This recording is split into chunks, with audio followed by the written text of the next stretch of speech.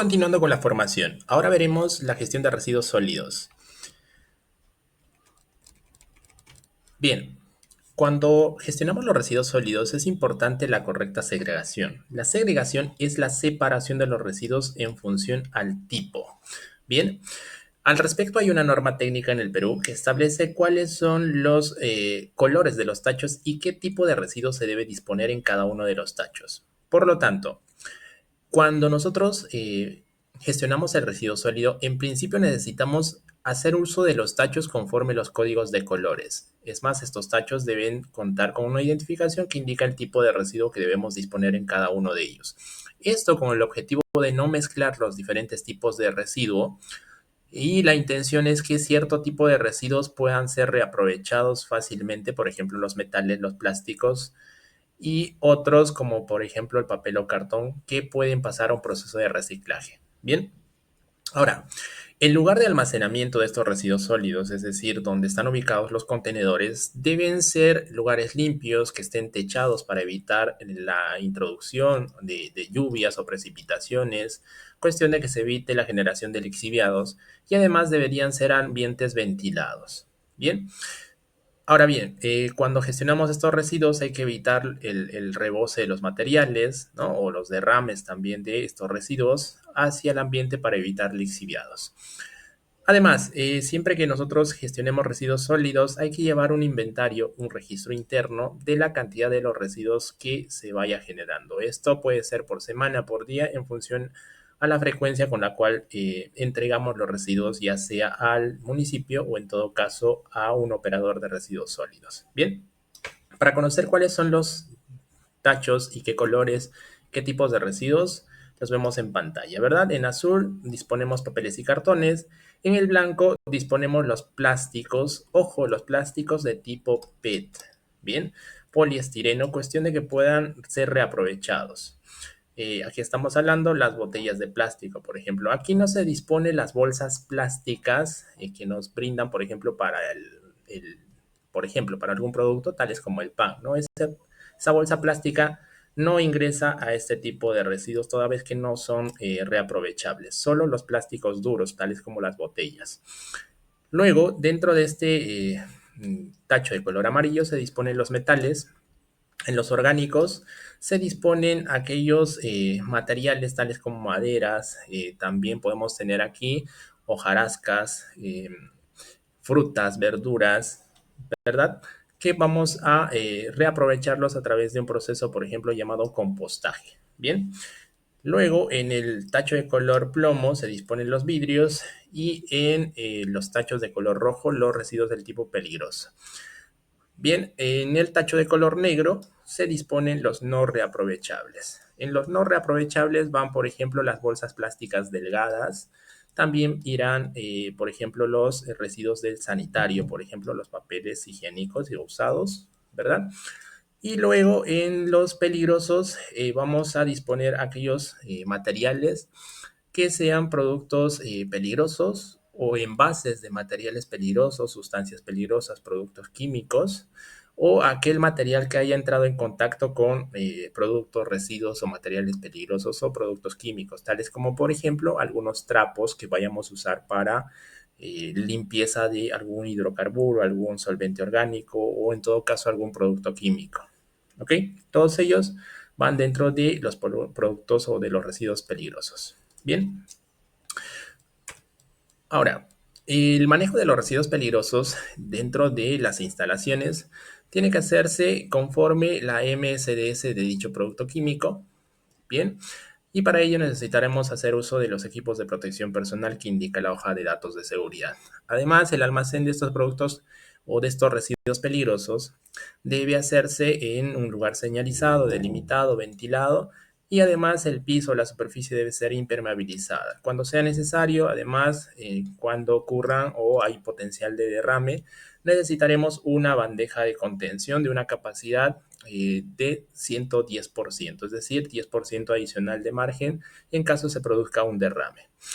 Ahora, no está permitido desechar los productos peligrosos hacia el desagüe como un mecanismo de deshacerse de estos productos químicos o de los residuos químicos de tipo líquido. Además, estos residuos deben ser gestionados a través de una empresa operadora de residuos sólidos y para ello es necesario también registrar las cantidades generadas y entregadas a dicho operador de residuos sólidos. Y cuando tengamos alguna emergencia de este tipo, tales como un derrame, hay que reportarlo de forma inmediata a nuestro coordinador SIG para que podamos proceder conforme a nuestro plan de contingencia y respuesta a emergencia. Bien, los residuos sólidos, tanto los del tipo peligroso como los del tipo no peligroso, además de los especiales, tienen que ser entregados o dispuestos de forma que cumplan con la normativa. En el caso de los residuos no peligrosos, se pueden disponer a través de los recolectores municipales, mientras que los residuos del tipo peligroso, estos se disponen a través de una empresa operadora de residuos sólidos que está acreditado y autorizado por el Ministerio del Ambiente. Bien, y también tendremos residuos especiales, tales como los residuos de aparatos eléctricos y electrónicos. Este tipo de residuos de aparatos eléctricos y electrónicos son dispuestos a través de un punto de acopio autorizado también por el Ministerio del Ambiente o en su defecto a través de una empresa operadora de residuos sólidos. Bien, cuando disponemos los residuos a través de una empresa operadora de residuos sólidos, es importante que contemos con la documentación que indique tanto el pesaje del residuo entregado, el certificado de dicho transporte hasta el punto de disposición final y además de la constancia de disposición final de estos residuos. De este modo tendremos evidencia de que la empresa ha gestionado de forma correcta los residuos del tipo peligroso. Bien, por otro lado, además de gestionar nuestro principal aspecto, la generación de residuos, es necesario hacer uso eficiente de algunos recursos naturales a los cuales tenemos acceso para nuestras operaciones. Para ello, hemos propuesto un plan de coeficiencia que en esta primera fase no estará orientada a la reducción de su consumo, sino únicamente a la medición y la concientización hacia nuestros trabajadores. Bien, por lo tanto, en esta primera fase lo que vamos a buscar es medir el consumo de agua, de energía y combustible, para que en un futuro podamos, en una próxima gestión, por ejemplo, del próximo año, proponer objetivos de reducción de este tipo de consumos. Bien, esto va a ser posible a través de fomentar prácticas de reciclaje o reutilización de algunos materiales, además de hacer compras, en este caso razonables o sostenibles, o en su defecto comprar equipos con un mejor performance en cuanto a consumo de energía, por ejemplo. Bien, recordemos que un menor consumo de ciertos productos o materiales significa un menor impacto hacia el medio ambiente. Además, esto nos va a permitir reducir costos operativos en la organización y va a permitir también contribuir a que podamos reducir o mitigar los efectos del cambio climático. Y adicionalmente, contar con este plan de coeficiencia y aplicarlo nos va a permitir mejorar la imagen y también la responsabilidad corporativa. Bien, entre ellas, una de las prácticas es hacer un uso eficiente del recurso agua y para ello necesitaremos cerrar los grifos mientras no las estemos usando y en caso hayan fugas o en todo caso filtraciones en la red sanitaria o de agua, habrá que reportarlo, bien, para hacer un mantenimiento siempre que sea necesario y además, siempre que sea posible, habrá que reutilizar el agua y además podemos de forma periódica reemplazar algunas griferías, por ejemplo, por sistemas de ahorro o temporizadores que nos van a permitir ahorrar el agua. Y finalmente, recuerda que en las instalaciones sanitarias hay que evitar la descarga de productos o residuos peligrosos para que podamos favorecer su tratamiento óptimo en las plantas de tratamiento. Bien, o en su defecto, evitemos el daño de las redes sanitarias debido a estos productos peligrosos. Además, tendremos algunas prácticas para el ahorro de energía, entre ellos ir sustituyendo progresivamente algunos equipos eléctricos por aquellos que tengan un bajo consumo de energía. Además, los ambientes que no estemos haciendo uso es importante apagar las luces y desconectar los equipos al final del día cuando no estamos haciendo uso. También una sustitución progresiva de la luminaria hacia la luminaria LED o en su defecto favorecer la iluminación natural en los ambientes de trabajo. Evitemos también sobrecargar las tomas eléctricas y configurar algunos equipos que sean necesarios en modo ahorro y sobre todo promover la eficiencia energética continua. Bien, sobre el consumo de algunos materiales tales como el papel, es importante recordar que la impresión de estos solo hagámoslo cuando sea necesario. Idealmente usemos ambas caras del papel y procuremos la digitalización de los documentos y los procesos.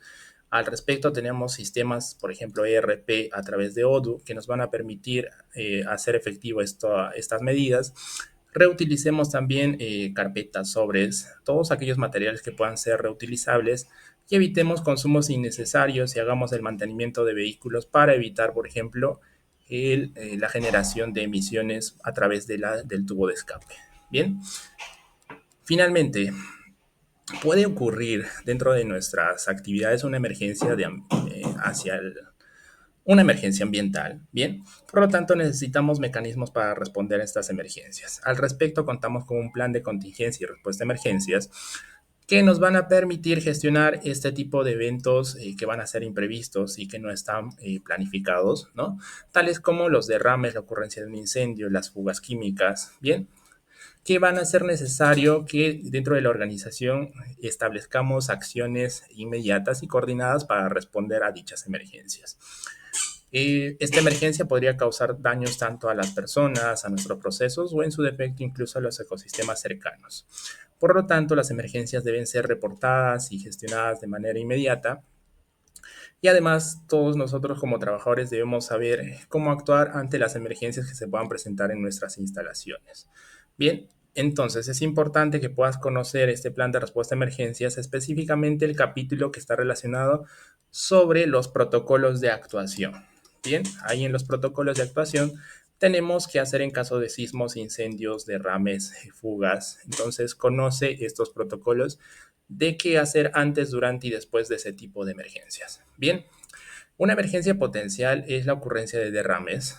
Bien, para ello necesitamos una serie de recursos, pero en principio necesitamos conocer que cuando ocurra una emergencia de este tipo, es decir, un derrame, la primera medida es detener la fuente del derrame, ¿no? Es decir, si tenemos un cilindro, por ejemplo, un contenedor que tenga un agujero, por ejemplo, habrá que detener esta fuga. Bien, número dos, hay que avisar al responsable o a la brigada o en su defecto al responsable del área.